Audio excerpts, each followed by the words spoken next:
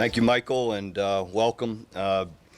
Going back through and recapping last week's game with Kansas, just felt, we played really well together as a team throughout the game, complementing each other, offense, defense, special teams. Always a positive when you can score on special teams, score on defense, and then be consistent, offensively in the way we moved the football and scored.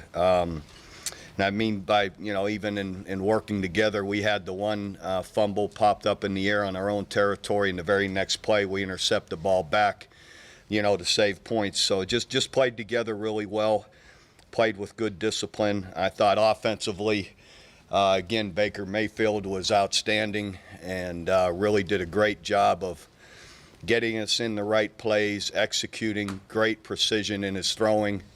And a bunch of guys made great plays. Of course, D.D. Westbrook, again, had a lights-out game, special teams and, receiving, and continues to be just a major spark for us and a big play guy. Thought overall the, running game and throwing, run-pass balance was great. Again, really across the board. Players of the game, offensively were not only D.D. Westbrook, but Baker Mayfield and Geno Lewis. It's good to see Geno making some key plays for us like he can. Defensively, much different from the week before, and just our ability to make competitive plays, challenge passes, great again at the line of scrimmage against the run game, but really converted and got more pressure in the second half. Covered really well, broke up a lot of balls, and really limited what they were able to do. Some of our players of the game there, Stephen Parker had another outstanding game, continues to play great. Jordan Evans and Austin Roberts were, some of the guys that we had as players of the game. Austin Seibert and D.D. Westbrook on special teams were the players of the game. D.D., with the punt return, and really should have had the kickoff return as a tight call right there, but exciting to see us be able to execute that.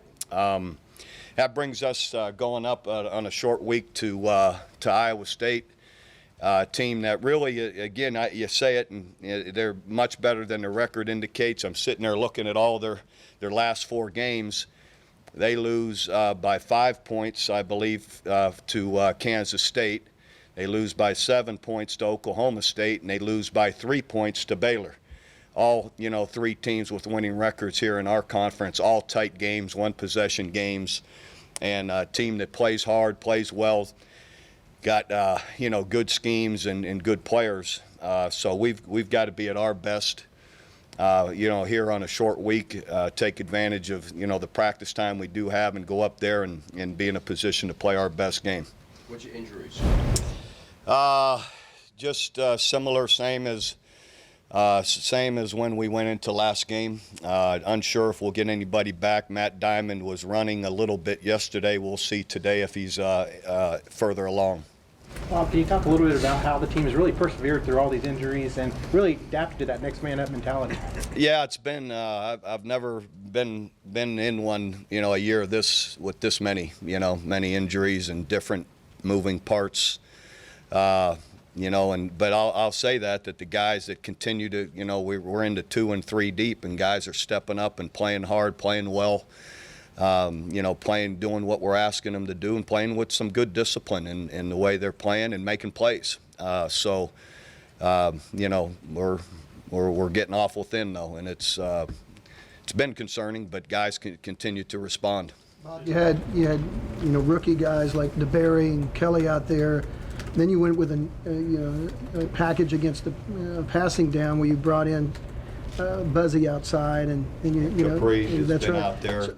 For all both. How about using those guys going forward? What do you see about that group? We'll see. We like some parts of it, some parts we didn't. We'll keep adjusting it, in some ways. But, Curtis Bolton has a knack for rushing and pressuring. He drew 2 holding penalties against Tech, So we just got to find the right ways to use those guys, to help, again, with so many guys out up front. When Baker first came here, he struck me as almost kind of a Brett Favre type of guy, a risk taker, playmaker type guy. What's impressed you most about his transformation into becoming this efficient guy that's leading the nation? Yeah, he's, first of all, you have to credit his talent. The guy has such a great arm. He could throw it as long as you want. He could get it out there quick. He's like a shortstop, second baseman, too, with his fakes or once he gets the ball to get it out there. And with the accuracy that he has. I mean, he just has a great knack not only for the timed routes that are, quick outbreaking or slants that you could hit the guy on the run where they can create big plays from a short throw, but also his accuracy downfield's incredible.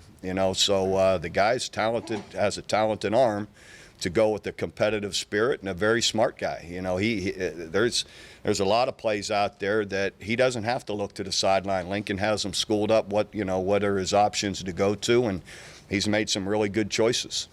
So that Matt lends to his coachability. Yeah, he's smart. He's like a coach out there. He really is in what he sees.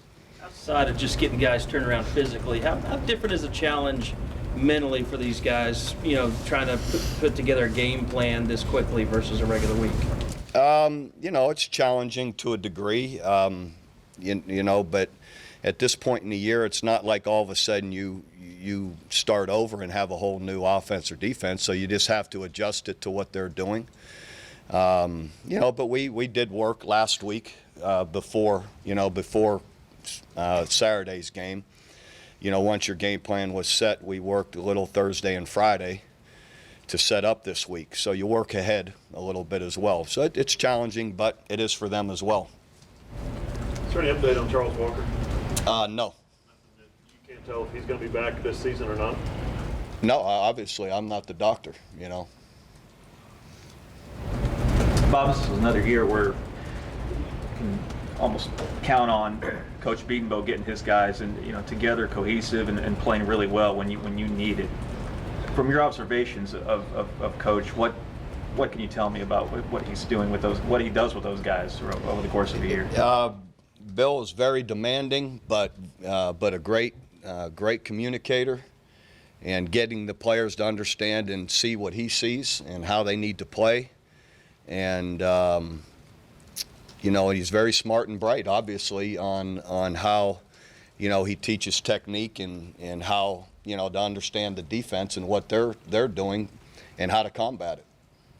Most line coaches preach physicality. They have to because of the guys they're coaching. Does he have a unique way of getting that across? You got to be this tough or play this strong and that kind of thing. Very unique way. What can you? I can't say on that? No, I can't. But it works for him. The guys are love him and work hard for him, and again, he's a great teacher and gets guys not only to play physical but how to play smart too. You could run off and try and just to demolish somebody, and they olay you, and you're on the ground, and and they're in the backfield making a play. So it's not just being physical. Lincoln Riley draws up and dials up calls more creative, and a lot of plays you just haven't seen around here or many places. Is that something the team enjoys? Can you speak to the fact of him doing Sure. that? Lincoln does a great job with just his his different specialty plays from week to week to go with our bread and butter, but very creative and does a great job of getting our players to execute them overall as well. As a coach, you don't typically enjoy midweek games, do you? Well, I mean, I don't mind it once in a while. I mean, I don't. Sure, game's a game. I think this is the second time you've had to do this. Once on a Friday, or did you do it Thursday? Tulsa on a Friday. Tulsa on a Friday. Yeah, it doesn't matter. Just wondering, logistically as a coach, you talked about it. You laid out the plan a little bit on Friday night, but the difficulties, the challenges, because you guys are so regimented.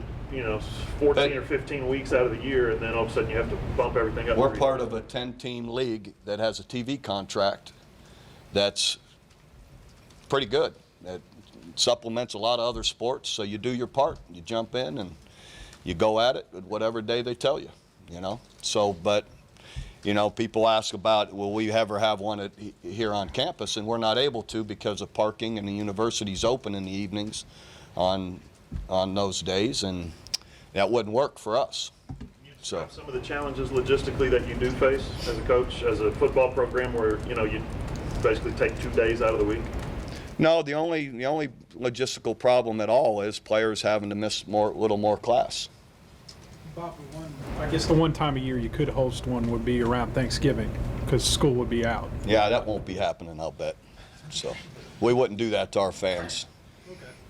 Hey, Bob, is it your doctors that are saying Charles Walker can't play because there's a perception that he was okayed by your doctors but not his? I don't know where that perception comes from. I don't. From what I understand, it's a concussion protocol, and I'm not part of that. So that's all I know. What about Romar? What's going on with him? Matt has a similar pull to what Samaje had. And what's going on with Samaje? He's progressing really well. When he won't be back this week. How was Joe, Bob, after the game? I know he Sore. He went very light yesterday. So we'll see how he manages today. Do you expect Samaje back the next game? That wouldn't be my call. No, I don't know. So we'll see next week. Bob, how big was it to have multiple turnovers in a game finally on Saturday? Yeah, it was positive. 2 really good plays, and what a great run Jordan had. To get it in the end zone, and those are always exciting. For the players and everybody to be a part of. Have you ever seriously or at all considered Jordan to return kicks of any kind? You did it in high school. Yeah, I've kidded many times with them that we ought to have him back there. You're always kidding. How many did he returned? 6, I think, his senior year, maybe. Yeah, 5 or 6. But it was very similar to the play he made. It was you didn't see it happening in front of him until he was through it. I mean, right. Anyway. Yeah, we've had decent guys back there, so. Bob, Iowa State, they have Warren at tailback. They haven't run him a lot lately. Mike's a good player too, really good player. Warren, the running back, really good player. They still featuring the tailback. I mean, they still. Yeah, and then they're big with the quarterback, running the football as well. Lanning, their number 7, is he's their second guy with the most carries. So. They've done different things at quarterback the last 2 games. Yeah. Lanning played more against Texas, Park more the other day. Do you have to do different things preparation for them? A little bit, yeah. They run Lanning a lot more than they do Park, and so therein is the difference. But Lanning could still throw the football as well. So there's some plays that they like more with one than the other, and we've got to be aware of that. Anything in particular defensively that they do different than you see normally? No, they play really solid defense. Good cover guys, and so mix in their zone and man free like most teams do. Was there anything in practice you saw last week, just from your defensive leaders, that made you, see that there was a good change that was going to come out of Tech? Well, I just saw guys, working harder and making more plays at practice as well. A guy like Jordan Evans really seemed to take it personally, and for him to, I assume for a guy like that's already a captain, to come up with a pick 6 like that's probably as big a lift as you could get from your defense. Yeah, it is. Those are always big and spark everybody. But I guess I'm just saying you need those guys to be making plays. Absolutely, we need. I think we're down to only 4 starters left in the defense that started the year. And those guys, have been good players for us, but they need to keep stepping up and playing as well as they can and help the other guys, continue to pick it up. You talk about the injuries, and defensive line has been a place that's been hit particularly hard with that. How has Calvin handled that challenge of piecing those guys together? Yeah, Coach Thibodeau's done a really good job of bringing the other younger guys on, and Devontae Lampkin had another really good game, and so he continues. Coach Thibodeau's doing a really good job working with those guys, staying positive, developing them, and getting them to play well. Austin Roberts had another really good game. Anything special you do this week to ensure progress defensively that you saw last week? Continue to challenge them, to step up and play like we're capable of. Coach, are you starting to see teams kind of adjust a little bit defensively to try to deal with D.D. Westbrook, or is he getting pretty much the same stuff? Yeah, you can only do that, as I've said before, so much. We have a decent ability to run the football too, and you can only, so we're aware of people trying to do that to some degree, and how other guys then have to counter, and they're in their one-on-one situations to make plays. Gino did the other day, and we have other guys that are capable of doing that. And you got to be able to continue to run the ball effectively, which limits people's ability to double cover people. So how has D.D. evolved in terms of now he's getting more attention? What are you seeing from his evolution as a receiver in that regard? Just his, he does a great job at practice, his attention to his technique and route running, to go with the explosive speed. So he hasn't changed anything. He just continues to work hard at it. And again, obviously, once he was healed up, you get to see his true speed. What is his true speed? Fast. I don't know that it really matters.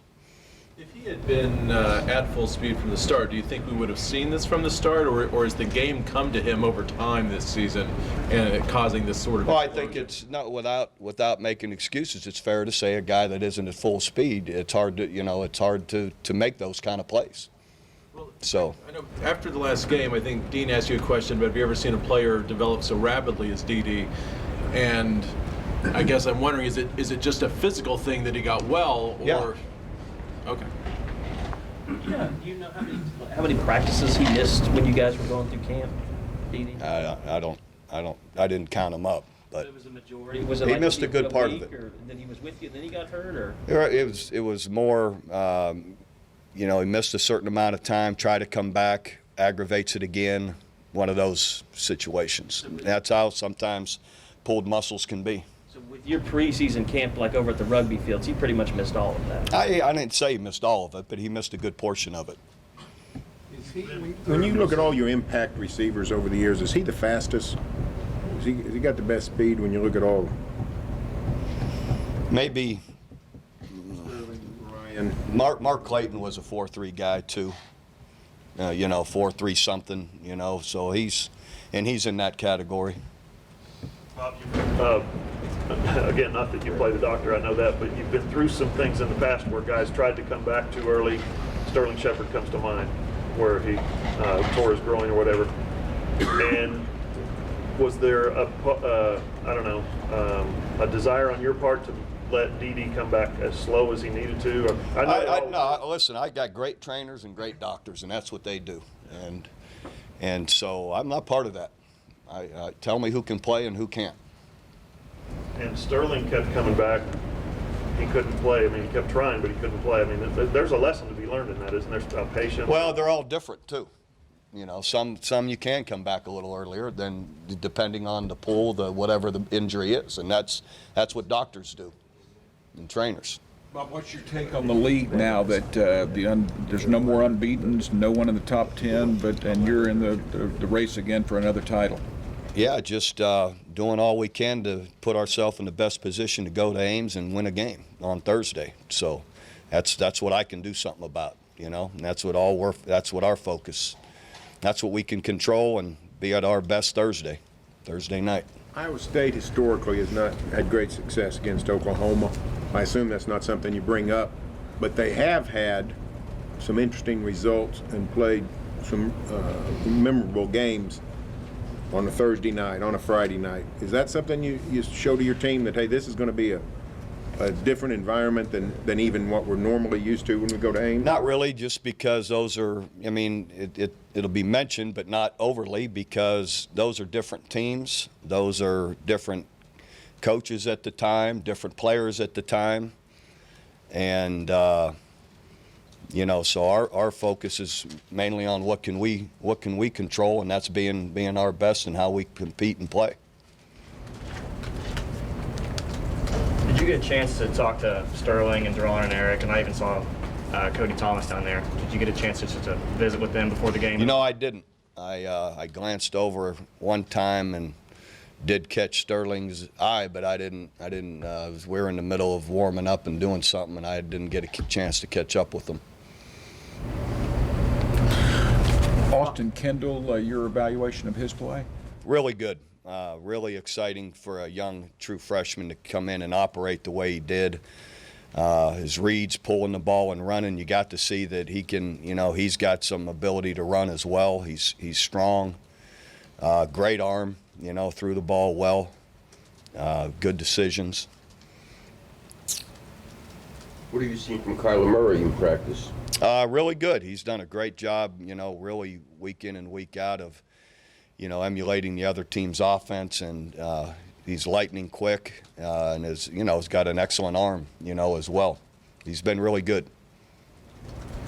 You have to eliminate some things this week that you would normally do, or? No, we had a good practice yesterday. We shortened it by maybe 10 minutes. That's all, and guys were good. We went out and did our normal Monday routine. Today we'll go out and do our normal Tuesday routine. If you could have eliminated some stuff, would this thing be at the top of your list? This press conference? No, I get you guys. Everyone acts like I get the purpose of it. There's fans out there and people want to read. You get a chance to project your program, so you do it. I'm all right with it. It doesn't take that long. I'll be out of here in 5 minutes and moving on down the road. So. Any reaction to the Big 12 vote not to split into divisions next year? No, I don't have a reaction. That's I'm getting ready to play Iowa State, so. You voted on that, didn't you? Sure we did. Yeah. How did you vote? I don't need to say. Oh, come on, it's not the presidential election. Yeah. So. I think it was Barry asked me maybe a couple weeks ago, just off the cuff. I thought the biggest splash would be the top 2 teams. Remember when you asked me that? And that was without thinking about it, and I guess that's what the athletic directors determined. Bob, I'm sure you've seen the report about Amani concerning PEDs. I didn't see that report. Okay, well, there was a report that he was slapped with a 1-year suspension because he failed a PED test. And I was wondering if that was true or not. No, I wouldn't confirm that. I would stick to what I said before. It's violation of team policy, yeah.